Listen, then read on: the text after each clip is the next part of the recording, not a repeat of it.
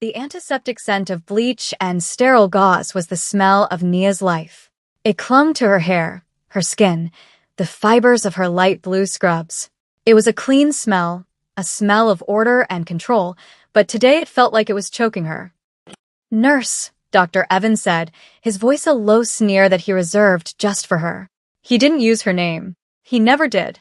"Did you, or did you not record the patient in room 304's fluid output?" Nia kept her eyes on the chart in her hands, her pen hovering over a line. "I did, doctor. It's logged on the digital system, timestamped at 8:15". I prefer paper charts. You know this. The system can crash. A pen does not. He tapped a perfectly manicured finger on the counter, the sound like a tiny, insistent hammer against her composure. He was a man who enjoyed the performance of power, especially over the one nurse on the floor who didn't shrink or flutter when he approached. Nia met his gaze. His eyes were the pale, washed-out blue of a winter sky, and just as cold. "I will update the paper chart immediately." "See that you do," he turned, his white coat swirling around him like a cape, and swept away to terrorize someone else. Another nurse, Maya, sidled up to her, her expression a mix of pity and frustration. "I don't know how you deal with him, Nia. He's been on your case since you started." Nia finally let out the breath she'd been holding. "He's a supervisor. It's his job to supervise." She kept her voice even, professional. Showing weakness to a man like Evans was like bleeding in water with sharks. She had learned long ago, in a life before this one, that composure was armor. But the truth was it was exhausting. The constant microaggressions, the condescending tone, the way he double-checked her work and only her work. She was good at her job. She was competent, quick-thinking, and her patients trusted her. But in his eyes, she was a permanent inconvenience. She finished her charting, her movements precise and economical. She was moving toward the medication room when a sound began to permeate the hospital's usual symphony of beeps, quiet conversations, and rolling carts. It was a low, guttural rumble, growing steadily louder. It sounded like a storm approaching, but the sky outside the large windows of the reception area was a placid, cloudless gray. Heads began to turn. Conversations faltered. The rumble grew into the distinct, synchronized thrum of multiple high-performance engines. Then, through the glass doors of the emergency entrance, the source became visible. A black SUV, a gleaming, obsidian Escalade with windows tinted to absolute black, pulled to a stop directly in front of the doors, blocking the ambulance bay. Then another, and another. They filed in with the terrifying precision of a military convoy, one after another, until 10 of them sat idling in a silent, menacing line. They took up the entire driveway, a fleet of polished darkness against the hospital's sterile white facade. The hospital's security guards, 2 men more accustomed to dealing with frantic family members and the occasional drunk, looked at each other with wide, uncertain eyes. One of them spoke into his radio, his voice cracking slightly. The doors of the SUVs opened in perfect unison. From each, 2 men emerged. They were all dressed in identical, impeccably tailored black suits over crisp white shirts. They moved with a shared, disciplined grace, their faces impassive, their eyes scanning the surroundings with a predatory stillness. They formed 2 lines, creating a path from the lead vehicle to the hospital doors. The world inside the ER lobby seemed to hold its breath. Patients in the waiting area lowered their magazines. The receptionist's hands froze over her keyboard. Dr. Evans, who had been berating a junior resident, stopped mid-sentence, his mouth slightly agape. Then, the back door of the lead SUV opened. A man stepped out. He was not large or overtly muscular, but the space around him seemed to warp, to bend to his will. He wore a gray suit, the fabric of fine, sharkskin wool that shifted in the light. It was custom, a brand Nia knew cost more than her car. A Patek Philippe watch gleamed at his wrist, a subtle declaration of obscene wealth. His black hair was expertly cut, every strand in place. But it was his face, his posture, that commanded absolute attention. His features were sharp, carved from granite and shadow. High cheekbones, a strong jaw, and eyes so dark they seemed to drink the light. He moved with an unnerving economy of motion, each step deliberate, radiating an aura of lethal control. The air itself seemed to grow colder, heavier, as he walked through the path his men had created. He entered the emergency room, and the silence that had fallen became absolute. It was no longer a pause in the day's noise. It was a vacuum, a void created by his presence. His dark eyes swept the room once, a quick, dismissive inventory of the space and the people in it. He ignored the stunned faces, the security guard fumbling with his radio, the doctors and nurses frozen in place. His gaze found Nia. Across the bustling floor, through the chaos of gurneys and four stands, his eyes locked onto hers. And in that moment, the entire world fell away. The hospital, Dr. Evans, the 10 SUVs, it all became background noise. There was only the silent, unyielding pull of his stare. Quan Jinwoo. He said nothing. He didn't need to. He simply started walking toward her. His men remained by the doors, a silent, black-clad army standing guard. Jinwoo moved through the ER as if it were his own private domain, his polished leather shoes making no sound on the linoleum floor. Dr. Evans, recovering his bluster, stepped forward. It was a foolish, reflexive assertion of his own perceived authority. "Sir, you can't just." Jinwoo didn't even look at him. One of his men, a man with a thin scar bisecting his eyebrow, materialized at Evans's side. The man didn't touch the doctor. He simply stood there, his presence a clear, unspoken threat. Evans's mouth clicked shut. His face paled. Jinwoo stopped a few feet from Nia. The scent of his cologne reached her, a subtle, expensive mix of cedarwood and smoke. It was a scent she knew intimately, a scent that belonged to late nights in his penthouse overlooking the Han River, to quiet moments that felt like they existed in a separate reality. A reality that had just crashed, with violent force, into this one. "Nia," he said. Her name. He said her name, and the sound of it in his low, resonant voice was a brand. It was a claim. It wasn't the way her colleagues said it, or even her friends. He said it like he owned it. Like he owned her. And in the stunned, ringing silence of the emergency room, every single person, from the janitor mopping the floors to the chief of surgery, finally understood. They didn't know who he was, not exactly, but they understood the unmistakable language of power. Nia's heart was a frantic drum against her ribs, but her expression remained a carefully constructed mask of professional calm. She looked at the man who was her fiancé, the head of the Korean syndicate that ran half of Seoul's underworld, standing in the middle of her mundane, fluorescent-lit world. "Jinwoo," she replied, her voice steady, betraying none of the storm raging inside her. "What are you doing here?" He took another step closer, his gaze dropping to the clipboard she still held in a white-knuckled grip. He gently took it from her, his fingers brushing against hers. The brief contact was like an electric shock. He glanced at the chart, then at her, a flicker of something unreadable in his dark eyes. "There's been a complication," he said, his voice low enough for only her to hear. "I need you." That was the moment the floor dropped out from under her world. This wasn't a social call. This wasn't a grand, romantic gesture. This was business. His business. And he had just dragged it, and all its inherent danger, into the one place she had believed she was safe. The man with the scar approached Jinwoo, whispering something in his ear. Jinwoo's expression hardened, becoming even more remote. He gave a short, sharp nod. "We have a secured room," he said to Nia, his tone leaving no room for argument. "My head of security, Mr. Park, was injured. The bullet needs to come out. Now." Nia's training took over, a blessed wave of professional instinct that drowned out the panic. An injury. A bullet.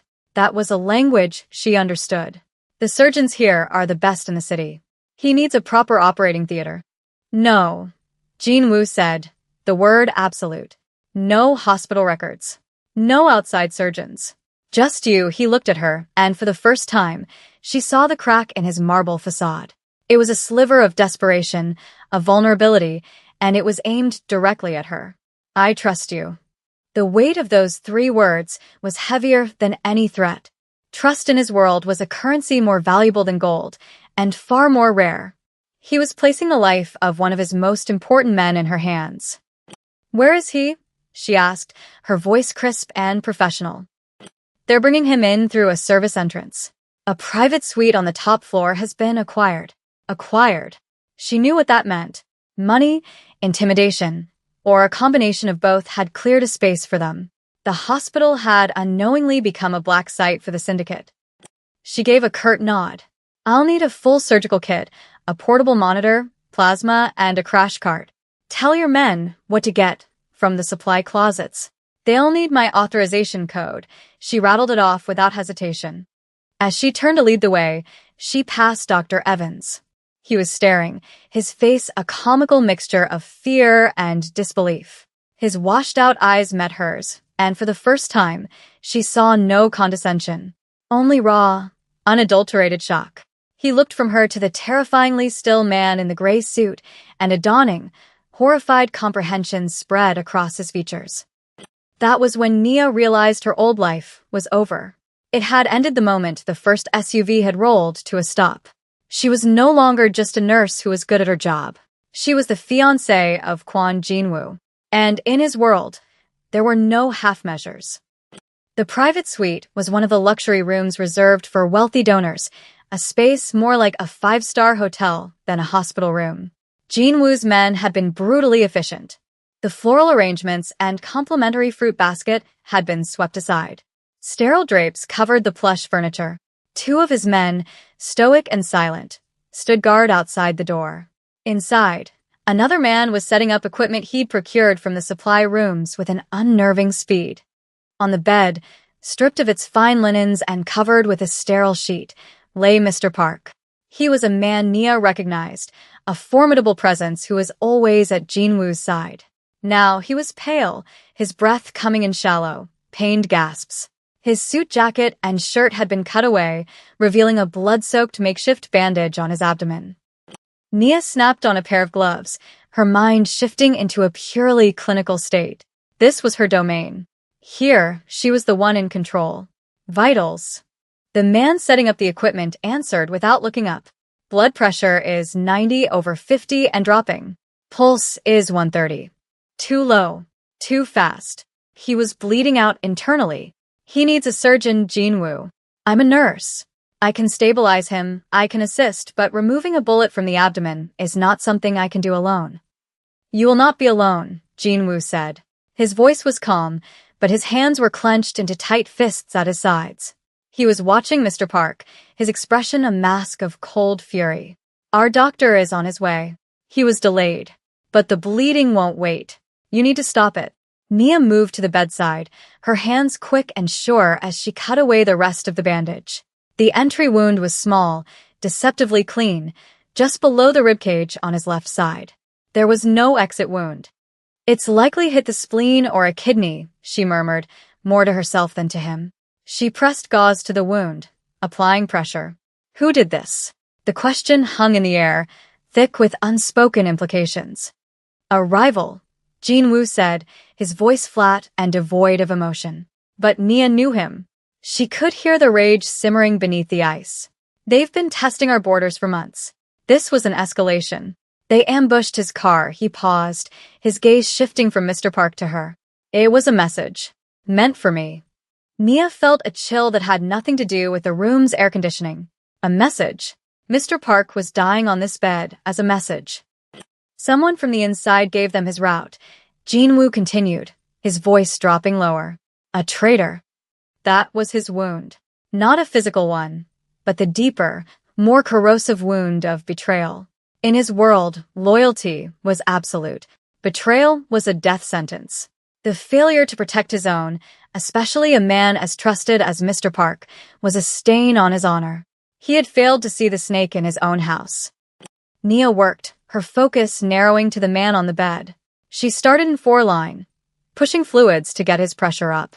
She attached the leads for the heart monitor, the steady, rapid beep filling the tense silence. She was in her element, a small island of competence in an ocean of violence. Jinwoo watched her every move. He watched the way her brow furrowed in concentration, the efficiency of her hands, the calm authority in her voice as she gave orders to his men. He was seeing a side of her he had only ever heard about. He had known she was a nurse, had respected her choice of profession, but he had never seen her in it. He was seeing the steel beneath her quiet exterior, and it was something he recognized. It was a different form of the same strength he demanded from his own soldiers. She looked up, her gaze meeting his. The professional mask was still in place, but behind it, he saw the flicker of fear, of anger, of a woman whose life had been violently upended. "Your doctor had better get here soon," she said, her voice tight. "Or you're going to be burying your head of security." The door opened, and a harried-looking older man with a medical bag was escorted in. The syndicate's doctor. He nodded to Jinwoo, then immediately turned his attention to Nia and the patient. "Report," the doctor said to her, his tone respectful, professional. Nia didn't miss a beat. She rattled off Mr. Park's vitals, his likely injuries, the interventions she had already performed. The doctor listened intently, nodding. He opened his bag, revealing a set of surgical tools far more comprehensive than anything from a hospital supply closet. "You've kept him alive," the doctor said, glancing at her with newfound respect. "Good work. Now I need you to assist me. We're doing this right here." For the next hour, the hotel-like room became an operating theater. Nia worked seamlessly with the syndicate doctor, her hands steady, her mind sharp. She anticipated his needs, handing him instruments, monitoring vitals, keeping the patient stable. She was no longer just Nia, the nurse Dr. Evans belittled. She was a critical part of a life-saving operation in the heart of a criminal underworld. Jinwoo never left the room. He stood against the far wall, a silent, unmoving statue of coiled tension. He watched her work, his dark eyes tracking her every move. He saw the smear of blood on her cheek she was unaware of, the fierce concentration that made her forget everything but the task at hand. He was seeing the woman he intended to marry not as a soft civilian to be protected, but as a warrior in her own right. When it was over, the bullet was out, the bleeding was stopped, and Mr. Park was stabilized. The doctor began dressing the wound, his shoulders slumping with exhaustion and relief. Nia finally stepped back, peeling off her bloody gloves. Her muscles ached. Her mind was buzzing with adrenaline. She looked at Jinwoo, who was still watching her. The silence between them was not empty. It was filled with everything that had just happened, and everything that was about to. She could have left then. The doctor was there, Mr. Park was stable. She could have walked out of the room, out of the hospital, and tried to disappear. She could have made a choice to run from this life that had just shown her its ugliest, most violent face. But she looked at Jinwoo, at the fatigue and cold fury in his eyes, at the silent admission of vulnerability he had shown by bringing this problem to her, and she knew she wasn't going anywhere. She had crossed a line. She had actively participated, using her skills to save one of his men. She was complicit. She walked over to the small sink in the room's bathroom and began to scrub her hands, the water running red. She looked at her reflection in the mirror. The woman looking back was still wearing the light blue scrubs of her old life, but her eyes were different. Harder. Wiser. That was the moment she made a deliberate choice. It wasn't a choice to be a gangster's wife. It was a choice to stand with the man she loved, regardless of the blood and the danger. She chose him. She dried her hands and walked back into the main room. Jinwoo was now at Mr. Park's bedside, his hand resting briefly on his soldier's shoulder. It was a gesture of immense significance, a silent promise of vengeance. He turned as she approached.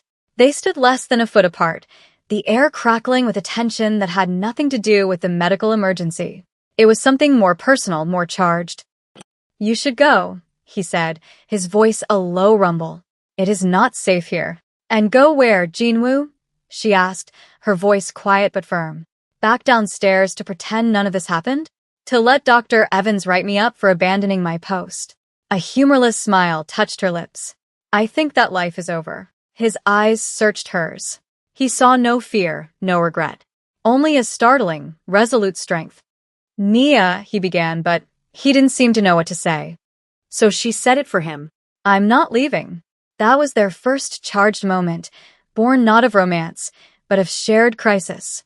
It was a silent acknowledgement that the wall between their two worlds had been irrevocably breached, and she was choosing to stay on his side of the rubble. The hours that followed bled into one another. Mr. Park remained stable but unconscious. Jean Woo's doctor stayed to monitor him.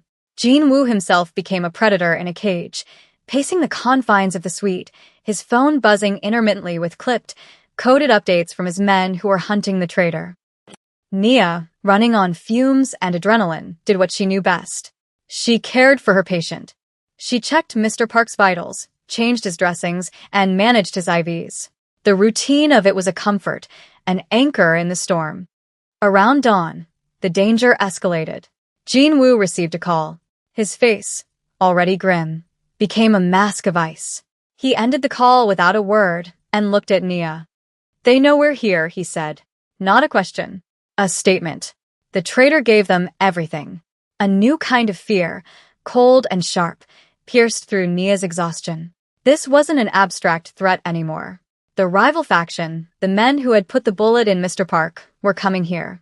To the hospital. "We have to move him," she said immediately, her mind racing. "We can't defend this position. Moving him is a death sentence in his condition," the doctor interjected, his face pale. "And my people are still trying to secure a route out of the city." They were trapped. Jean Woo's gaze fell on a schematic of the hospital floor plans one of his men had procured. His finger traced a path. The old surgical wing. It was shut down for renovations 2 years ago, but never completed. It's a dead zone. No cameras, no staff. "How do we get him there?" Nia asked. "We create a diversion," Jean Woo said, his eyes glinting with tactical coldness. That's when Nia did something she never would have imagined possible. The idea bloomed in her mind, a dark and dangerous flower. It was morally gray, a flagrant violation of every professional ethic she held dear, but it was also their only chance. "I can do it," she said, her voice barely a whisper. "I can create a diversion," she looked at Jean Woo. "I can trigger a hospital-wide alert. A code gray. It means a combative person, a security threat. It will draw all hospital security and any police presence to the main lobby." Jean Woo stared at her, a flicker of surprise in his eyes. "How?" "Dr. Evans," she said, the name tasting like ash in her mouth. "He's arrogant. He thinks he's untouchable. And he's terrified of you. I can use that." She walked out of the suite, leaving a stunned Jean Woo in her wake. Her heart hammered against her ribs, but her steps were steady. She found Dr. Evans in the staff lounge, looking pale and jittery. "Doctor," she said, her voice calm. "The man upstairs, Mr. Kwan. He wants to see you." Fear warred with ego on Evans's face. "Why would he want to see me?" "He wants to thank you personally for the hospital's discretion," Nia lied smoothly. "He's a very generous man. He's talking about making a significant donation to your department." Greed won. Evans puffed out his chest and followed her. She led him not to the suite, but to an empty examination room nearby.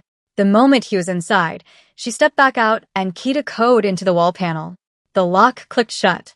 She then picked up the internal phone and dialed security. "This is Nurse Nia James on the 5th floor," she said, her voice a perfect imitation of panic. Code gray. "Dr. Evans is being held hostage in exam room 5. The man is armed. I repeat, code gray." She hung up before they could ask questions. Alarms began to blare throughout the hospital.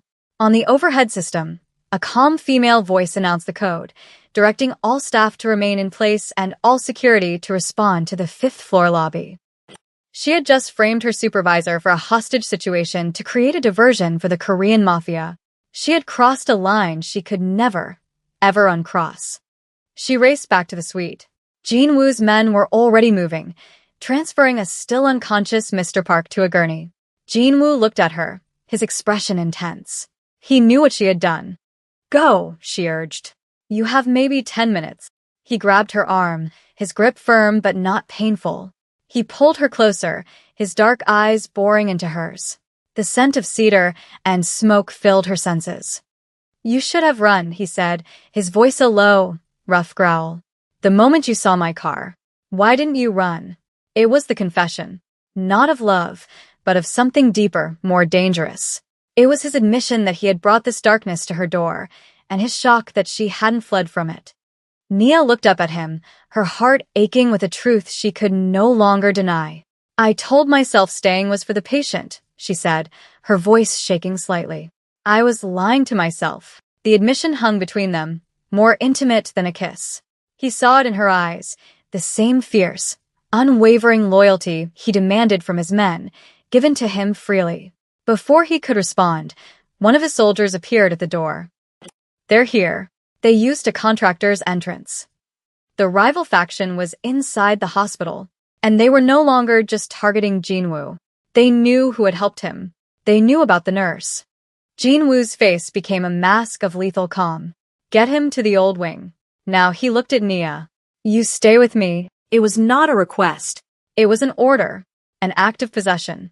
He pulled her behind him as his men wheeled Mr. Park out a service door, and the first gunshots echoed from down the hallway. The enemy had made their move, and they were targeting him by targeting the one thing he could not afford to lose. Her. The climax was not a grand shootout in the lobby. It was a desperate, terrifying game of cat and mouse in the echoing, dust-filled corridors of the abandoned surgical wing. Jinwoo moved with a fluid, predatory grace, a handgun appearing in his hand as if by magic. He pushed Nia ahead of him, his body a constant shield at her back. They were cornered in what was once an operating theater. The door wouldn't hold for long. Two of Jinwoo's men were outside, holding a line, but the sound of gunfire was getting closer. Inside, the doctor was frantically checking Mr. Park's vitals on a portable monitor. His heart rate is becoming erratic, the doctor shouted over the noise. He's going into cardiac arrest. Jinwoo swore, his attention torn between the threat at the door and the man dying on the gurney. Nia's mind went into overdrive. No crash cart. No defibrillator. They were out of time and options. Her eyes scanned the room, landing on a discarded piece of equipment in the corner. A portable YESU, an electrosurgical unit, left behind by the renovation crews. Its cables were frayed, but the power light was on. The YESU, she said, her voice sharp with authority. Jinwoo looked at her. It delivers a high-frequency electrical current. If I can modify the paddles, I can use it as a makeshift defibrillator. It's a massive risk. It could kill him. Do it, Jinwoo said without a moment's hesitation, his trust in her absolute. While Jinwoo and his remaining man braced the door, Nia worked with a frantic, focused energy. She stripped the wires, her nursing knowledge combining with a desperate ingenuity she never knew she possessed. The doctor watched, his eyes wide with a mixture of horror and awe. Clear, she yelled. She pressed the exposed wires to Mr. Park's chest. His body convulsed violently on the gurney. The monitor flatlined, a long, piercing tone that cut through the sound of splintering wood at the door. Again, she commanded, her own heart pounding. She shocked him again. The line on the monitor jumped. Once. Twice. Then settled into a weak but steady rhythm. At that exact moment, the door burst open. Two men, armed and dressed in black, stormed in. Nia didn't scream. She didn't freeze. She acted. She grabbed a heavy, stainless steel tray of discarded instruments and hurled it at the first man, catching him in the face. He staggered back, momentarily stunned. Jinwoo was already moving. He was a blur of gray and black, a phantom of violence. 2 precise shots, and the intruders fell. He didn't waste a bullet. He didn't waste emotion. It was over in seconds. Silence descended, broken only by the steady beep of the heart monitor and their own ragged breaths. Nia stood, her chest heaving, the bloody tray at her feet. She had saved a man's life with a piece of junk, and then she had assaulted another. She looked at the blood, the bodies, and the man she loved, who moved through this world of death, as if he were born to it. Jinwoo walked toward her, his gun now lowered. He stopped in front of her, his eyes scanning her for any injury. He reached out and gently brushed the smear of dried blood from her cheek with his thumb. His touch was surprisingly soft. "It is done," he said. His men had dealt with the rest of the rival team. The traitor had been found. The threat was over. He looked from her to the stabilized Mr. Park, then back to her. His expression was one she had never seen before. It was raw, stripped of all its usual defenses. It was awe. My entire empire, he said, his voice low and thick with emotion, is built on loyalty and strength, on soldiers who can fight and kill. But today, you are the most dangerous person in this room. It was not a declaration of love. It was something more. It was his acknowledgement of what she was to him. An equal. A partner. A queen for his blood-soaked kingdom. A cost had been paid. Her old life was incinerated. Dr. Evans would be found, his career and reputation in tatters from the false hostage report, a price he paid for his arrogance. The hospital would be locked down, a crime scene. She could never walk back through those doors as a nurse. Jin-woo held out his hand. Come with me, Nia. It was the choice laid bare. Stay and face the impossible wreckage of her life, or step fully into his. She looked at her light blue scrubs, now stained with another man's blood. They were a costume from a life that no longer fit her. Then she looked at Jin-woo, her anchor in the chaos. She placed her hand in his. His fingers closed around hers, a firm, possessive grip, a promise. He led her out of the abandoned wing, past his silent, respectful men, and toward a secure exit where another black car was waiting. As she stepped out into the pre-dawn air, the city lights felt like a distant galaxy. She slid into the plush leather seat of the Maybach. The door closed with a soft, final click, sealing her inside his world. The car pulled away from the hospital, a sterile white monolith in the rearview mirror, shrinking with every passing second. Nia didn't look back. She looked forward, at the reflection of her own face in the tinted window and the face of the man beside her, his hand still holding hers, an unbreakable claim. The story wasn't over. It was just beginning.